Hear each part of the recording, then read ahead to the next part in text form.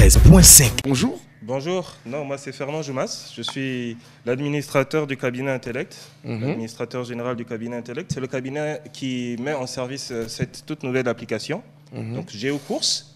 Donc GeoTransport, c'est parce que c'est une application qui est articulée autour du transport. Donc en fait l'application est disponible sur iOS, sur App Store pour iOS. Il faut dire iOS aussi pour ceux qui ne comprennent pas. Bon, iOS, on va dire iOS, oui, pour les francophones. Parce que vous êtes trop anglophone là, c'est compliqué souvent pour ça. Donc l'application est disponible sur App Store et sur, comment on appelle, sur Play Store pour les Android. Ouais. L'application s'appelle GeoCourse, donc tout le monde peut désormais, dès maintenant, aller télécharger et installer l'application pour avoir un visu de ce dont on parle, pour leur permettre ainsi de poser des questions. D'accord. Alors, ce que j'aimerais savoir, c'est qu'est-ce que c'est GeoCourse d'abord en fait? Alors, GeoCourse, c'est une plateforme. C'est une plateforme, c'est une application.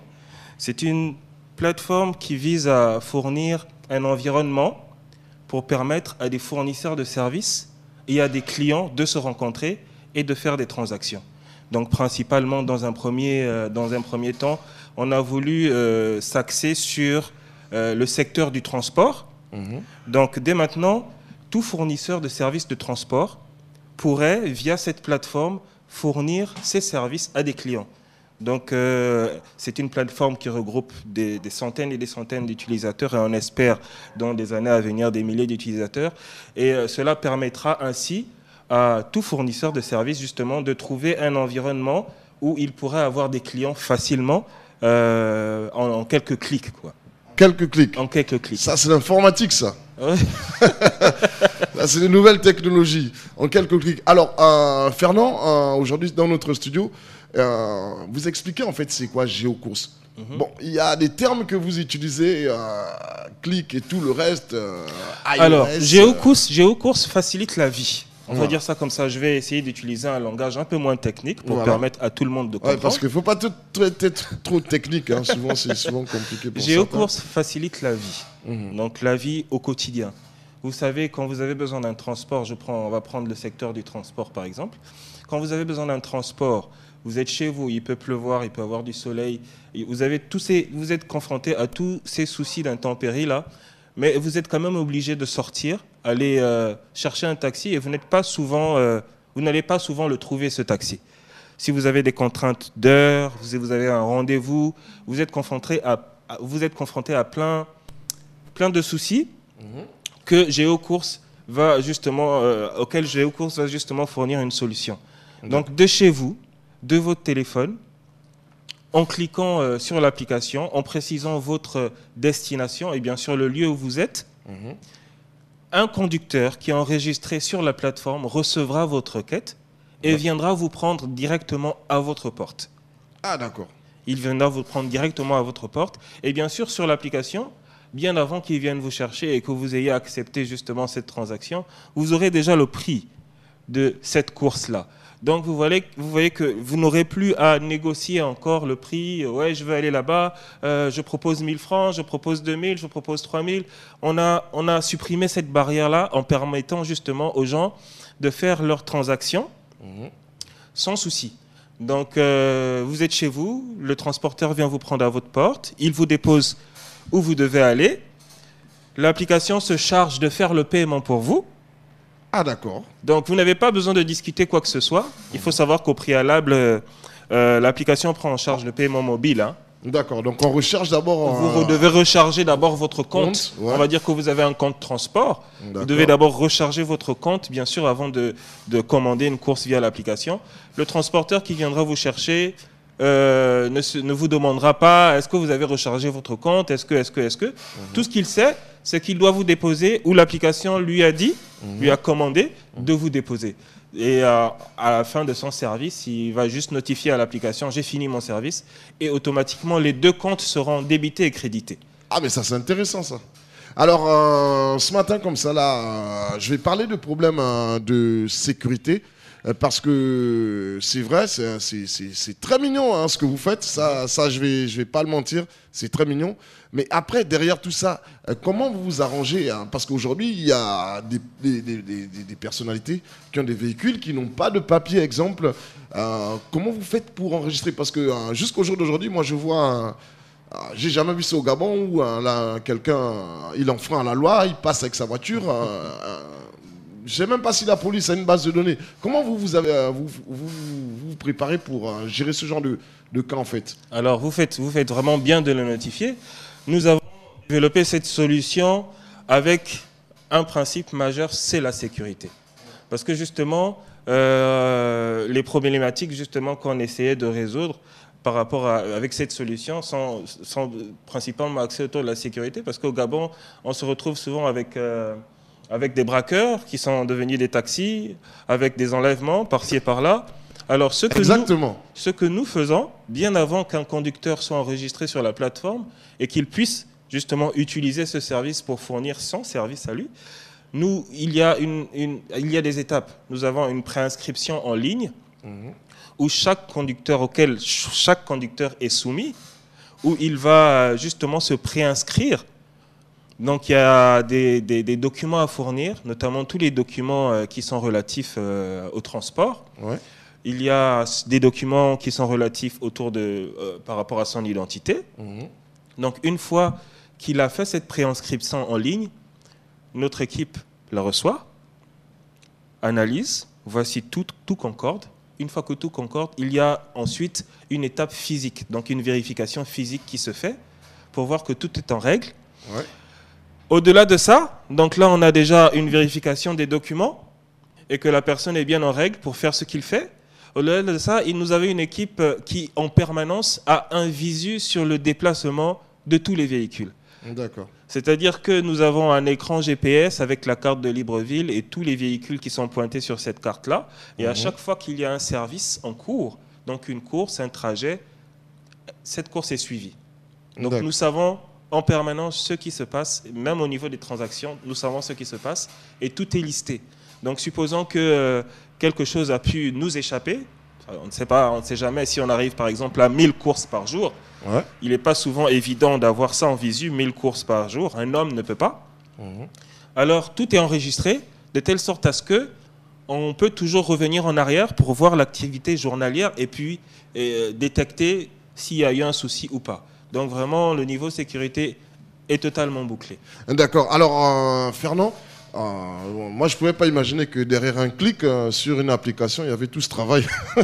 Ça, c'est inimaginable. C'est toute une machine derrière, c'est tout un processus de travail derrière que l'utilisateur, justement, ne voit pas parce que c'est très simple pour lui. Quand il ouvre son application, déjà, quand il ouvre l'application, il a une carte de Libreville qui indique, justement, des véhicules qui sont en ligne. Donc s'il y en a 10, s'il y en a 15, s'il y en a 20, près de lui, il saura que bon, là, si je lance une requête tout de suite, ce véhicule-là va recevoir ma requête et il va peut-être me répondre. Parce qu'il faut voir que c'est des transactions entre deux personnes. Aucune de ces personnes ne travaille pour nous et chacun est libre de fournir le service quand il le souhaite. D'accord, ça s'appelle Géocourse. Géocourse. D'accord, alors une autre question, vous faites dans le transport, est-ce que le ministère des Transports est impliqué dans Géocourse? Alors c'est un service. Non, il faut déjà rappeler aux utilisateurs que nous ne sommes pas une société de transport. Ah, d'accord. Donc nous ne sommes pas soumis à quelques règles que ce soit que le ministère de Transport ou autre pourrait justement imposer. Nous fournissons une interface, c'est une interface informatique, c'est une interface technologique pour permettre à des utilisateurs et des fournisseurs de services de se rencontrer. Ce serait bien que le ministère de Transport s'implique. Ce serait bien qu'une compagnie nationale, par exemple, utilise ce service. Ouais, ce serait vraiment bien. Ce serait bien. Et d'ailleurs, je profite de votre antenne pour les appeler. On a Sogatra là qui ne circule pas. Ce serait bien qu'ils utilisent cette application. Ça éviterait justement des dépenses de carburant inutiles à chercher un client. Ouais. Vous voyez que si vous avez un véhicule posté à chaque quartier, sans qu'il ne bouge, il n'a pas besoin de tourner. C'est l'application qui envoie des clients proches. Donc à 10 mètres de lui, peut-être qu'il a un client et il ne le sait pas. Vous voyez qu'une application comme ça, c'est une interface qui pourrait justement générer des revenus supplémentaires. 06 21 91 16. Vous avez des questions pour M. Fernand? On va prendre un auditeur en ligne. Allô? Oui, allô. Bonjour, M. Crépin. Oui, bonjour, Bixé. D'accord. Vous avez une question pour M. Fernand? Bien sûr, bien sûr, bien sûr. D'accord. Bonjour, M. Fernand. Bonjour. Oui, déjà, je vous encourage pour votre application. Je crois que c'est une application. C'est une application, oui. Merci. Mais quand même, je veux être juste avec vous et clair. J'ai quand même des doutes par rapport à ce que vous êtes venu dire sur cette antenne. Hein, parce que moi, j'aimerais d'abord savoir, ma première question de savoir quelle est la clientèle ciblée par votre application. Est-ce que c'est toute la clientèle, donc toute la population gabonaise, ainsi que les ressortissants étrangers vivant sur ce sol, donc de toutes les couches sociales, où il y a une clientèle ciblée? Maintenant, ça c'est la question. Ma remarque est sur le fait que vous aviez dit que l'application permet à ce que, lorsqu'on a par exemple un rendez-vous très important, on clique seulement sur votre application, vous envoyez par exemple un matériel roulant, un moyen de transport jusqu'à la porte de notre domicile. Monsieur Fernand, excusez-moi, est-ce que vous connaissez réellement Libreville? Êtes-vous sûr que de votre application, on est capable d'avoir un taxi à Montalier village là-bas? C'est ça un peu mes préoccupations. Je vais répondre, je vous laisse savoir me répondre. Merci. Merci, M. Crépin-Bina, pour votre intervention. M. Fernand, vous avez eu les questions d'un auditeur ce matin. D'accord. Alors, pour répondre à votre première question, l'application est destinée à toute la population, à toutes les couches sociales. Parce que nous permettons justement à tout type de transport de s'enregistrer pour fournir des clients.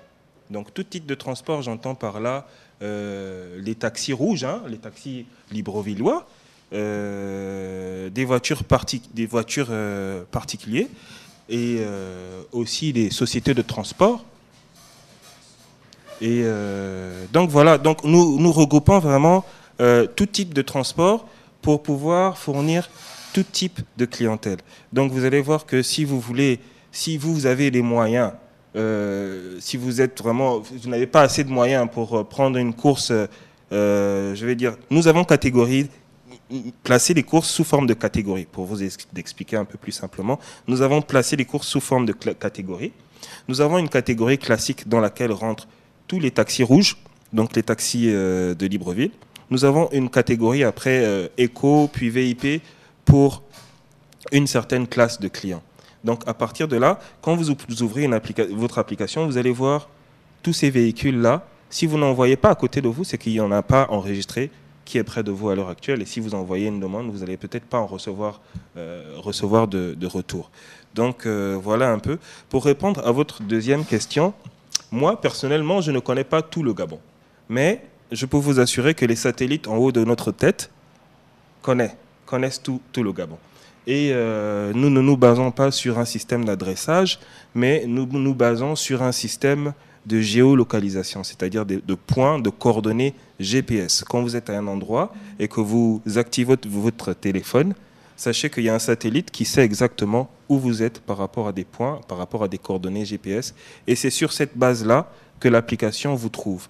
Maintenant, de là à pouvoir vous prendre si vous êtes dans un coin reculé, tout dépend maintenant du tracé de Libreville. Il faudrait juste qu'il y ait une piste, une route, que le robot puisse calculer, qu'une voiture puisse passer par là, parce que le robot calcule le trajet.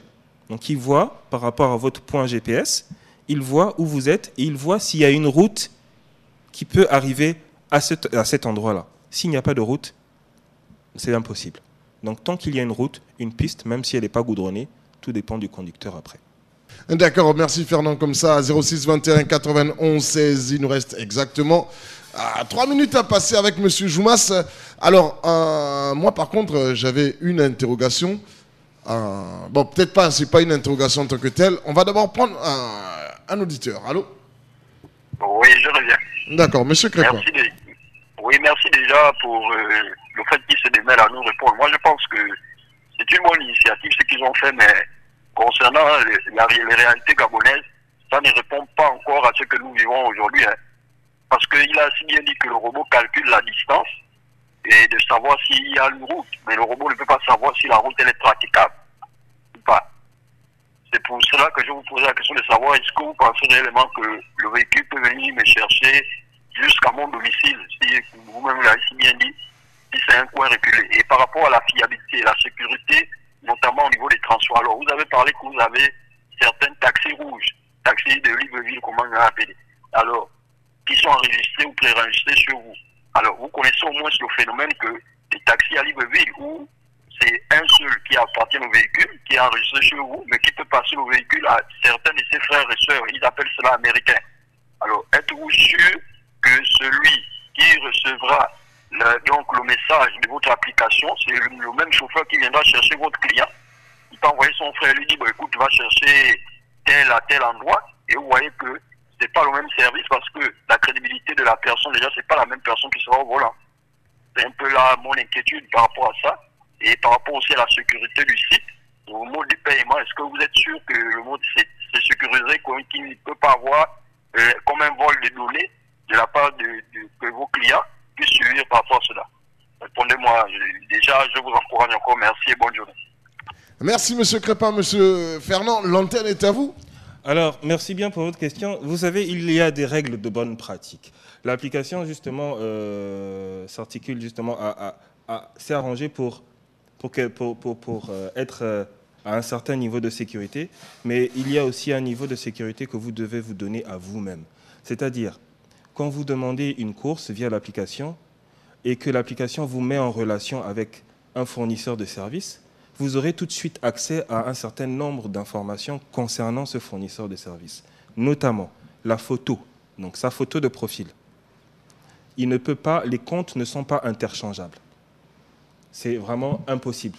Donc, une fois qu'il a sa photo de profil et que vous le voyez, que c'est cette personne-là, cet individu qui va vous fournir un service, ça, c'est déjà une première étape pour votre propre sécurité. C'est-à-dire que si c'est quelqu'un d'autre qui se présente à votre porte, vous savez qu'il y a un problème ou vous n'allez pas monter ce véhicule. En deuxième lieu, vous avez aussi une autre information, c'est la photo du véhicule. Donc, pour vérifier que c'est bien cette personne-là qui vous a répondu, c'est bien cette personne-là qui va vous fournir de ce service-là. Vous avez aussi la plaque d'immatriculation. Vous avez sa note, parce que par rapport aux courses qu'il a déjà effectuées, le système lui donne une certaine note, donc un pourcentage, on va dire qu'il a 4-5 étoiles, lui c'est un bon, etc. Donc, vous vous basez sur certaines données pour garantir aussi votre propre sécurité. Si la personne qui répond à votre requête n'a pas de photo de profil, vous pouvez annuler la requête. Vous voulez voir quelqu'un qui a une photo de profil. C'est votre propre sécurité. Vous devez être aussi, vous êtes le premier garant de votre sécurité, même si nous mettons tout en œuvre pour justement pallier à ce problème de sécurité.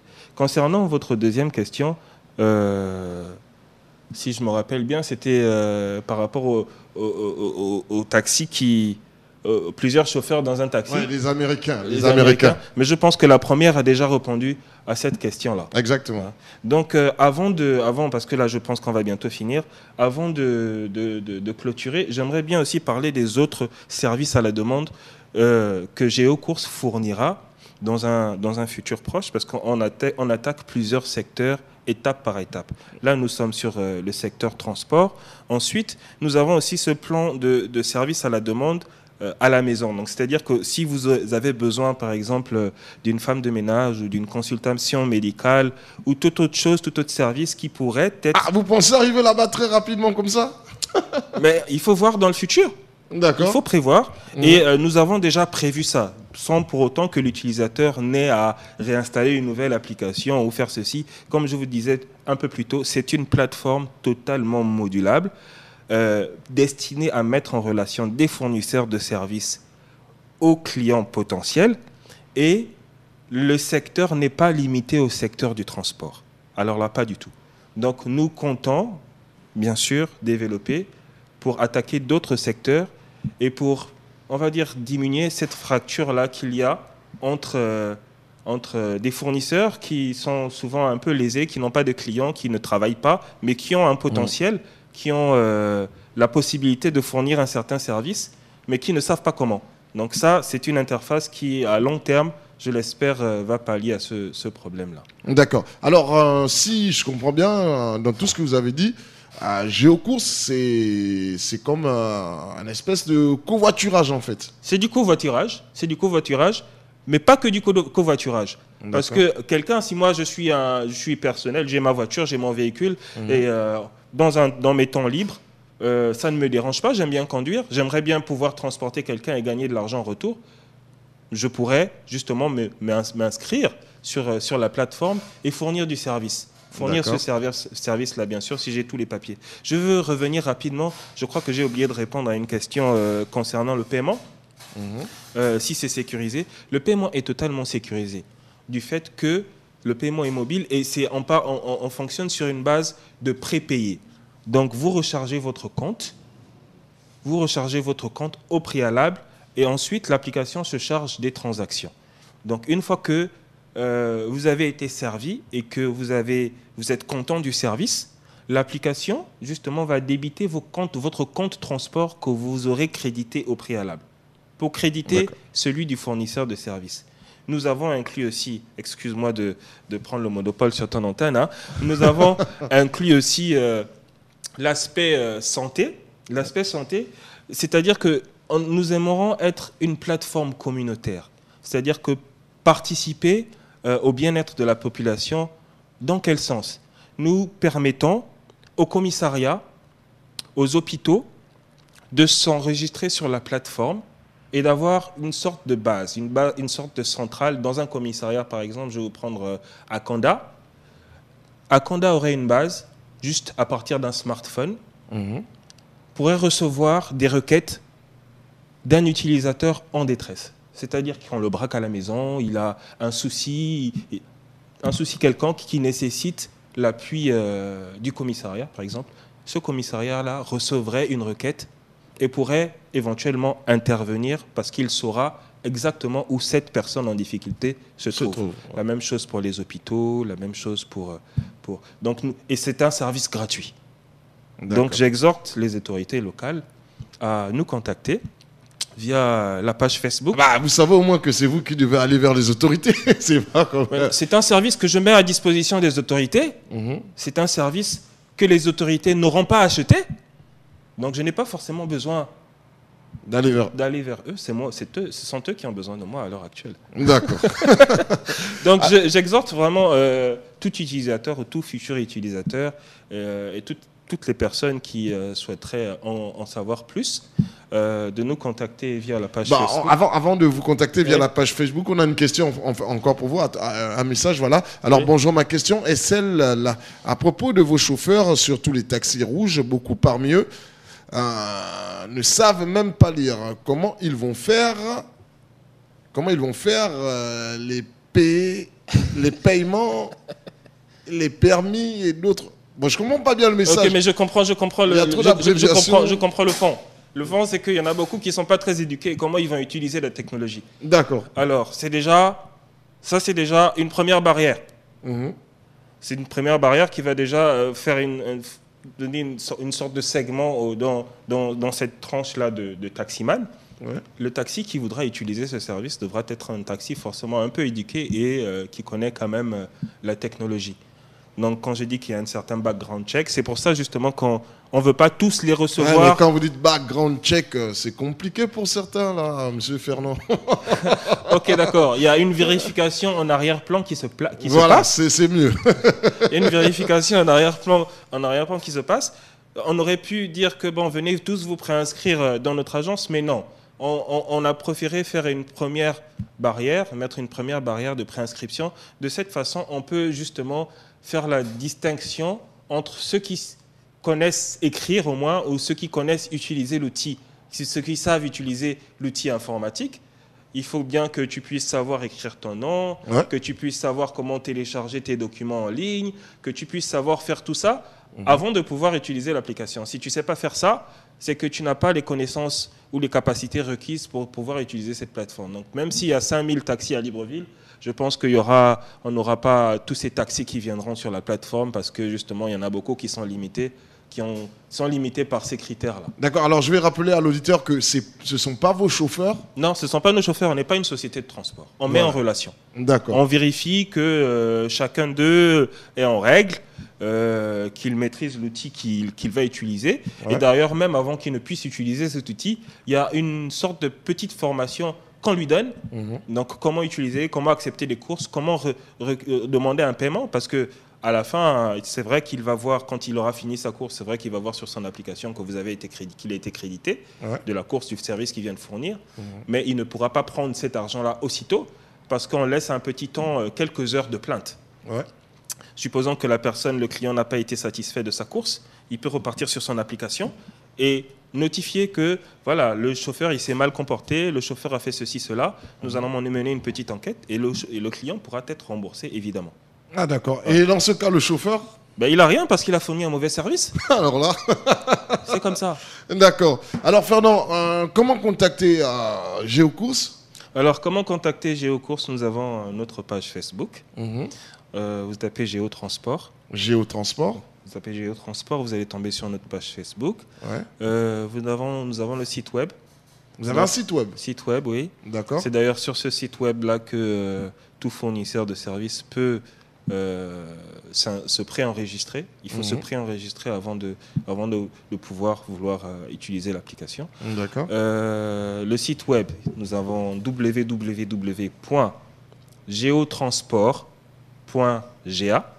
D'accord. Nous avons le compte Twitter aussi. Un compte Twitter aussi. Géotransport_GA, donc le tiret du 8. Ouais. Donc nous communiquons principalement sur ces trois plateformes-là. Autre, nous avons aussi la plateforme du cabinet Intellect, la société et l'entreprise qui met en service cette application. D'accord. Donc vous pouvez aller sur la page Facebook du cabinet Intellect, vous aurez toutes les informations là-bas. D'accord. Il n'y a pas un numéro de téléphone? Numéro de téléphone, il y a le 04 89 65 26. On va reprendre ça tranquillement parce que c'était trop rapide. Ok, 04 89 65 26. Alors, ce numéro-là, c'est le support client. Vous pouvez contacter ce numéro par WhatsApp.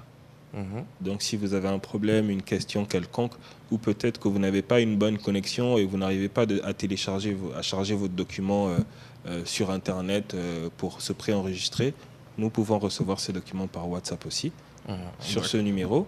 Nous avons aussi le 06 89 65 26. Ouais. Donc c'est le même numéro, c'est juste 04 et 06 qu'il faut interchanger. Et ce numéro-là, c'est le numéro d'appel, il n'y a pas WhatsApp dessus. D'accord. Alors 04 89 65 26 06 89 65 26 sont les numéros pour joindre Géotransport, c'est ça? Géotransport. D'accord. Merci à M. Joumas d'avoir honoré à notre invitation. Merci de m'avoir invité, je vous remercie. 93.5